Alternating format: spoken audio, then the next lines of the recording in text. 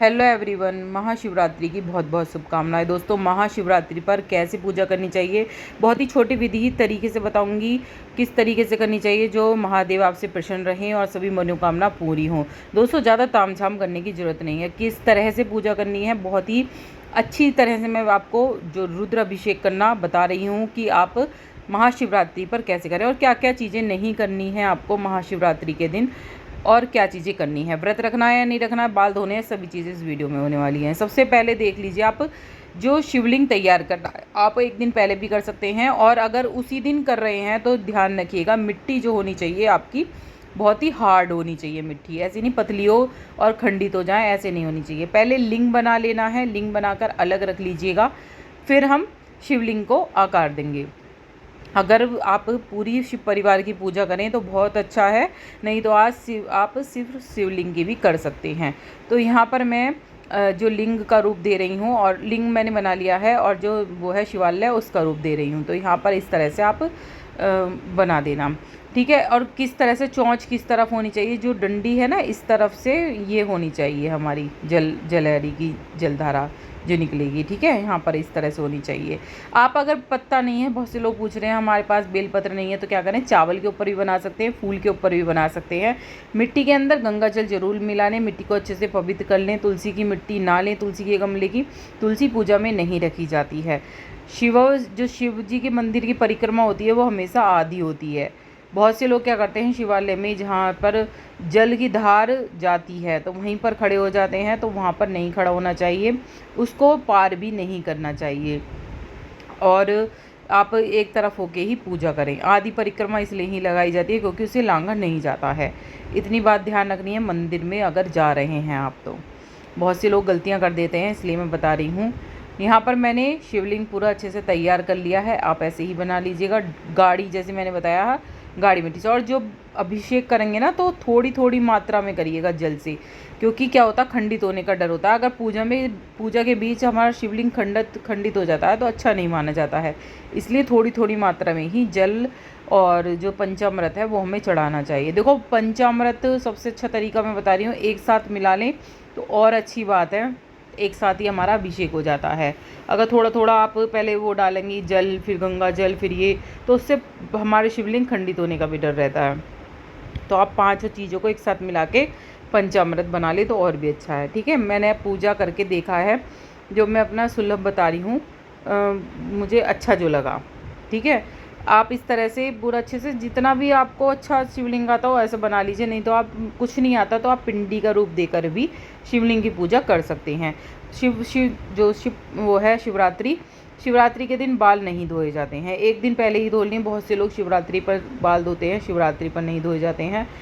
व्रत वाले दिन तो बाल धोए ही नहीं जाते हैं, एक दिन पहले ही शुद्ध हो जाना चाहिए बाल धोकर।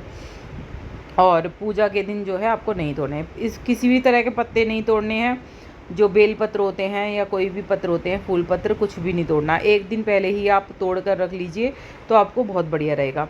और इस दिन जिन नखून होते हैं, कोई भी व्रत हो, कोई भी व्रत हो, नखून नहीं कटवाने, बाल नहीं कटवाने, शेविंग, दाढ़ी कुछ नहीं बनवानी है इस दिन आपको, सिर्फ पूजा में ही लगा रहे मन। इसलिए कहा जाता है कि आपको जो है इन चीज़ों का ध्यान रखना है।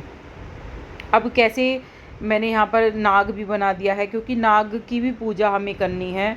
और यहाँ मैंने गणेश जी भी बना दिए हैं, गौर भी बना दी हैं, गणेश जी को सूंड का रूप दे दिया है, गणेश जी की सूंड का रूप दे दिया है। इस तरह से अब मैंने पूरी शिव परिवार बना कर रख लिए हैं। अगर नहीं आते हैं कोई बात नहीं, आप बस एक पिंडी, 3 तरह की पिंडी बना लीजिए। और फिर आपको सबसे पहले संकल्प लेना होता है, हाथ में फूल चावल लेकर संकल्प करें कि मैं आपकी पूजा करना चाहती हूँ। भगवान से कहें कि आप इस जो हर वक्त जो है हमारे भगवान जी किसी भी मूर्ति में नहीं रहते हैं, जब भी आप पूजा करनी होती है तो भगवान से कहना पड़ता है कि आप इस मूर्ति में आइए, मैं आपकी पूजा करना चाहती हूँ। तो इस तरह से कहना है। आपने देखा मैंने जल बहुत ही कम मात्रा में चढ़ाया है, बहुत ही नामात्र ही जल चढ़ाया है, तो इसी तरह से आपको चढ़ाना है। यहाँ पर मैंने सबसे पहले गणेश जी को ही पूजा करी है, प्रथम पूज्य हमारे गणेशा हैं, तो सबसे पहले गणेश जी की ही पूजा करें। अगर आप शिवलिंग की पूजा नहीं करना चाहते हैं तो कोई बात नहीं, आप नॉर्मल मंदिर में भी जाकर पूजा कर सकते हैं। तो यहाँ मैंने दही पंचामृत जो है पूरा एक साथ मिलाकर कर लिया है। और यहाँ पर मैंने शिवलिंग को भी स्नान करा दिया है। तो इस तरह से जो आप गाढ़ी मिट्टी के बनाएंगे ना, तो उससे आपको ये फ़ायदा होगा कि हमारे जो हैं वो खंडित नहीं होने के। फिर वस्त्र स्वरूप हमें कलावा अर्पित करना होता है। तो आपके पास कलावा है, कलावा अर्पित कर दीजिए। वस्त्र अर्पित करना चाहते हैं, धोती वगैरह, या फिर आप जो वो होते हैं कुर्ते पजामा, वो भी आप, या अंगोछा भी आप कर सकते हैं भेंट भगवान को। यहाँ पर मैंने तीनों को ही कलावा अर्पित करा है, और जो है गणेश जी को जनेऊ अर्पित करा है, और भोलेनाथ को भी जनेऊ अर्पित करा है।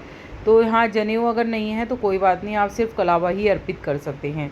आपके पास माला नहीं है तो माला कोई बात नहीं, आप जो है आप माला के बगैर, फूलों की माला के अलावा कलावे की माला भी पहना सकते हैं।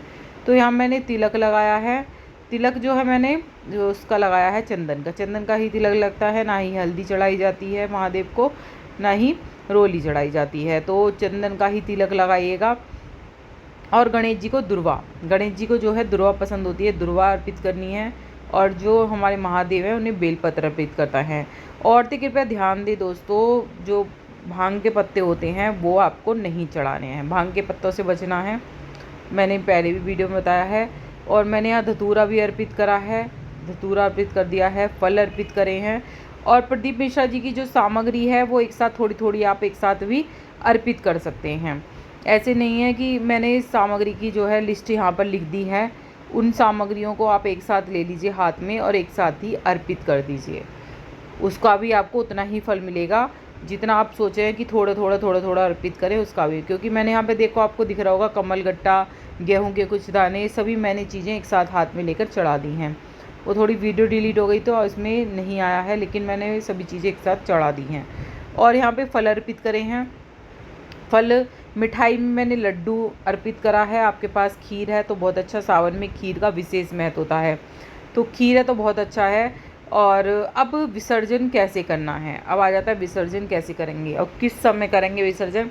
आपने पूजा कर ली, पूजा के 1-2 घंटे बाद आप विसर्जन कर सकते हैं। तुरंत नहीं करना है कि पूजा करिए एकदम विसर्जन कर दिया, ऐसे नहीं करना है। जब आपकी पूजा संपन्न हो जाए तब आप किसी बड़े बर्तन ले लीजिएगा, परात वगैरह ले लीजिएगा। उसमें क्या करना है, आपको फूल और गंगा जल डाल लीजिएगा।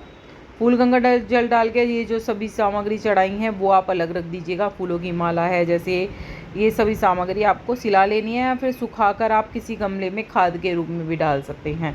फल जो है आप घर में किसी बच्चे को दे सकते हैं, ब्राह्मण को भी दे सकते हैं, ठीक है। और देखो सुपारी भी चढ़ाई है मैंने, सभी चीज़ें आपको दिख रही होंगी। इसमें लौंग भी दिख रही होगी आपको, लौंग चढ़ाई है, सभी चीज़ें चढ़ाई हैं। जो सामग्री मैंने लिखी हैं वो सारी आप एक साथ ही हाथ में लेकर चढ़ा दीजिएगा। सभी सामग्री मैंने अलग निकाल ली है। अब मेरे जो है शिवलिंग और जो मूर्ति हैं वो रह गई हैं।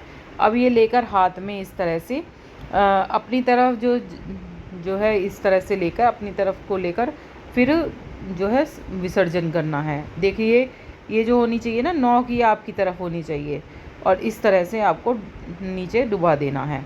अगर नहीं हो रहा है तो हाथ से भी आप कर सकते हैं, ऐसा कोई पाप नहीं लगेगा आपको, हाथ से भी विसर्जित कर सकते हैं। कुछ पूछना हो तो कमेंट बॉक्स में ज़रूर पूछिएगा।